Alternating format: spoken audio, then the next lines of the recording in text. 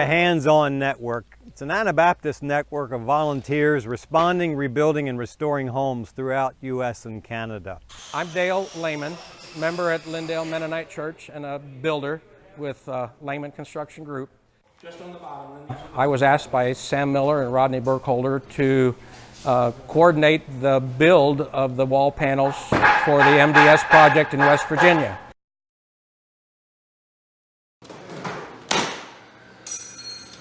Here today we're pre-cutting the wall panels and all the door jacks and pieces like that to get them ready for next week when we do the assembly at Virginia Conference, where the general membership attendees can come out and help with the project.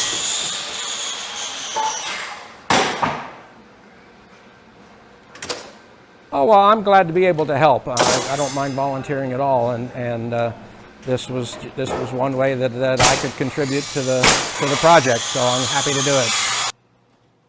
What you see behind me is a representative of the tremendous energy and goodwill that happens with our volunteers, such as happening here today in building this house on the property here in the Shenandoah Valley at Daniel Mennonite Church. The Partnership Home Program, we call this, started soon after Katrina, when we had a number of people wanting to get involved and help respond and get people back home after Hurricane Katrina in New Orleans. And yet many people said, we can't go, we just can't get off. We said, fine, we'll bring the disaster to you. What do you mean? Well, it meant that you could bring and people could frame up and build a house on their church parking lot. A number of churches could come together, volunteers, and it's an excellent hands-on practical way for local people to get involved, such as what's happening here today for this family. So it's an incredible experience. We've even had a lady one time, 101 years old, that was out on her wheelchair hammering some nails. So we're grateful for the opportunity to partner with many churches in this Partnership Home Program.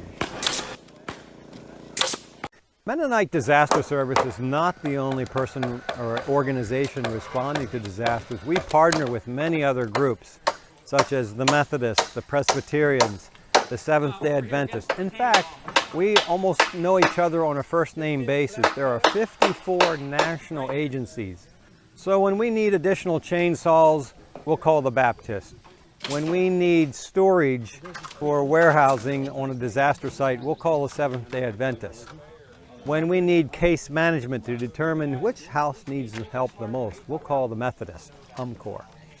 When we need volunteer additional help calling in, we'll call Presbyterian Disaster Assistance, and so on. Red Cross, Salvation Army, Samaritan's Purse. I could go on and on. We know each other on a first-name basis. So MDS does not do this alone. People often ask me as the executive director, Kevin, what keeps you up at night? Actually, very little. I appreciate the staff that we have.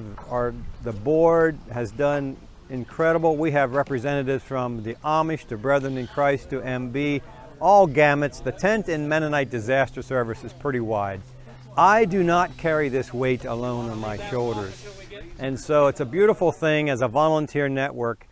In fact, I get to see the best coming out of these churches, the gifts, the strengths that is happening. In fact, Terry, I sleep pretty good at night. Thanks be to God.